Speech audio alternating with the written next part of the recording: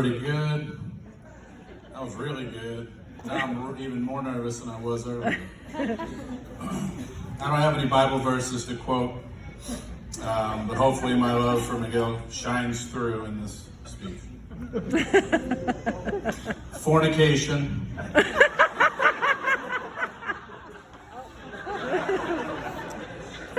Sorry about that. Fornication such as this is customary for the best man to speak on behalf of the group. That's the way to start.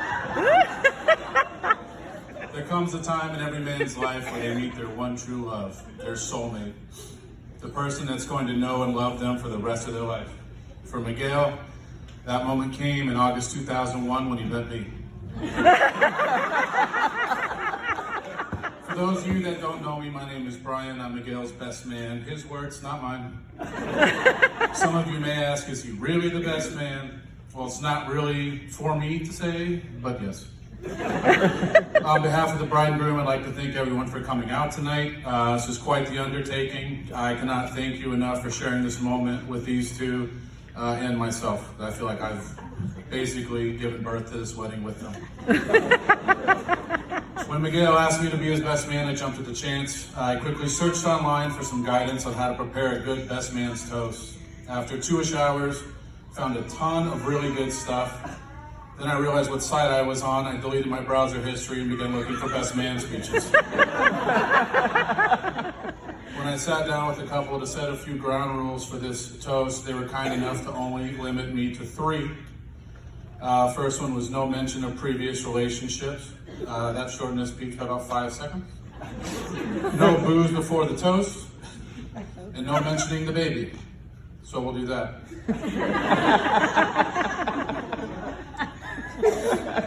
I understand we have some folks from out of town. I know we had some people from California here. Are they here? Oh, hi! A person from California. Really goes to show you just how far people will go for a free meal. Before I get into my friendship with Miguel, I really want to say how beautiful the bridesmaids look. Alma did a great job on picking those dresses. You guys really were stunning. And Alma, wow, beautiful. Miguel's a lucky, lucky man. When Miguel met Alma, I remember the way he talked about her. We talked a lot in the past, but this one was definitely different. Smile would always crack his face. For those that know Miguel, you know that smile. He talked about this girl he met and how special she was. After a few weeks, he told me this was the one, he was going to marry her. I'd never heard him talk like that before. And then we didn't get to meet her for like ever. But when I did meet her, I knew it was meant to last. We met at Playdates, an adult event at the Phoenix Children's Museum. The way they held each other, the way they looked at each other. When she and I had initially discussed the 40th birthday / groomsmen travel bachelor party, I guess, to Dallas, she was ecstatic to help out in any way she could. She loved her man and wanted to be a part of it. And I love you for that. Thank you. I knew she was the one shortly after because we talked Disneyland for the next 6 hours on and off through Facebook Messenger.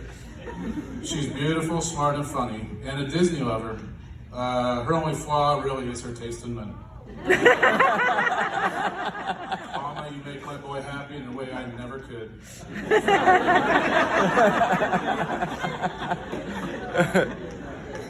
I can tell you just how much this man really loves her. Miguel is actually wearing pants.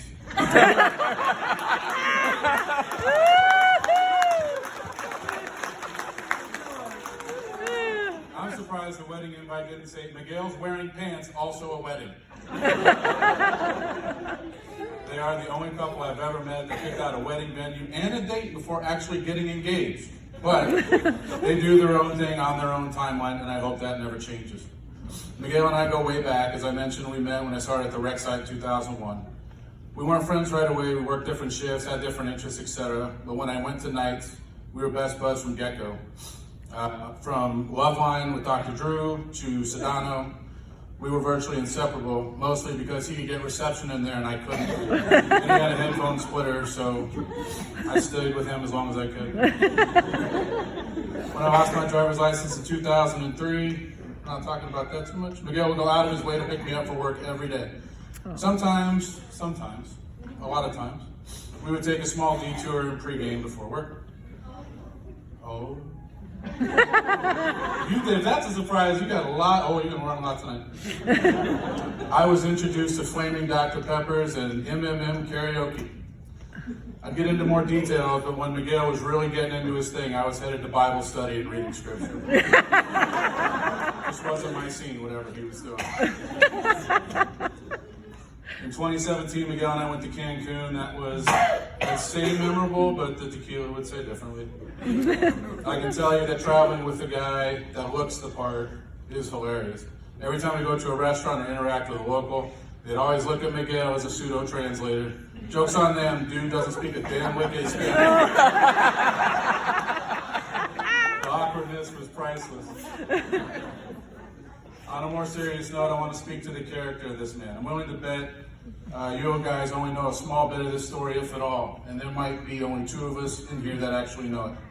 And Miguel likes to keep it that way, but should have put it in the rules too. When we were in Cancun, we went to a touristy part of town. We found ourselves in a big souvenir shop.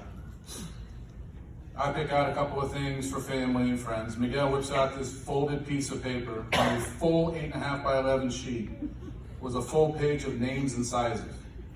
Anyone that asked or was solicited for a souvenir was getting one. Now, I may have picked up a few things, but this dude was on another level. We spent the next 90 minutes picking out shirts and sizes. At the end of the day, we walked out with over 45 shirts. I don't remember the number. Totaling right around $300 American, it might have been more. This dude legit bought a shirt for 45 freaking people. Never asked for anything back. He's an amazing guy. Yeah, we agree on that. It's good. I like to think our relationship is that of peanut butter and jelly. He's a sweet one and I'm all chunky and smooth.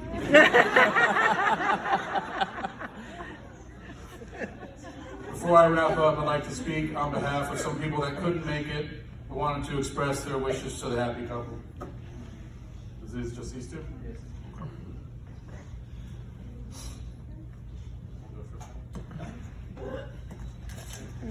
Oh, it's coming.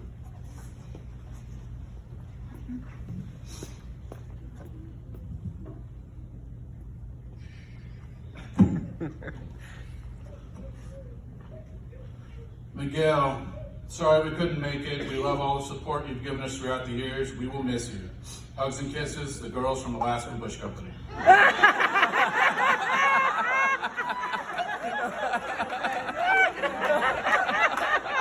put a lot of girls through college.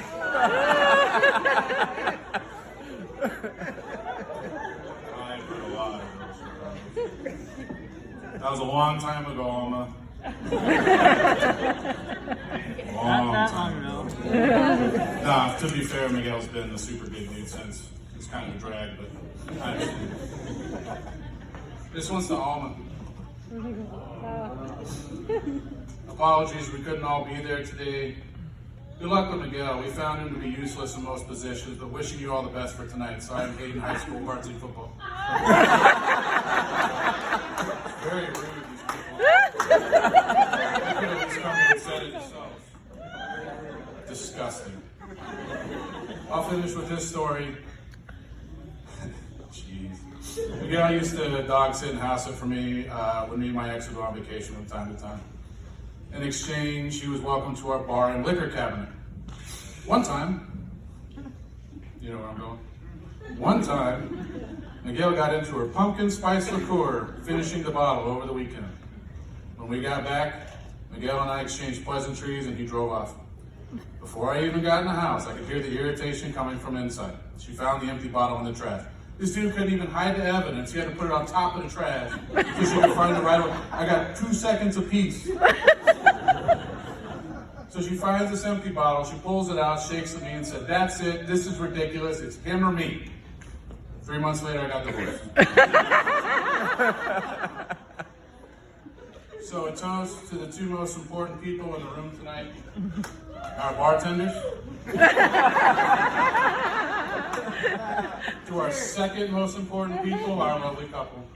They say you don't marry the person you can live with, you marry the person you can't live without. May your love continue to blossom. May all your hopes and dreams come true. And may all your chicken soft tacos be 3 for $2.49. I love you guys. Cheers.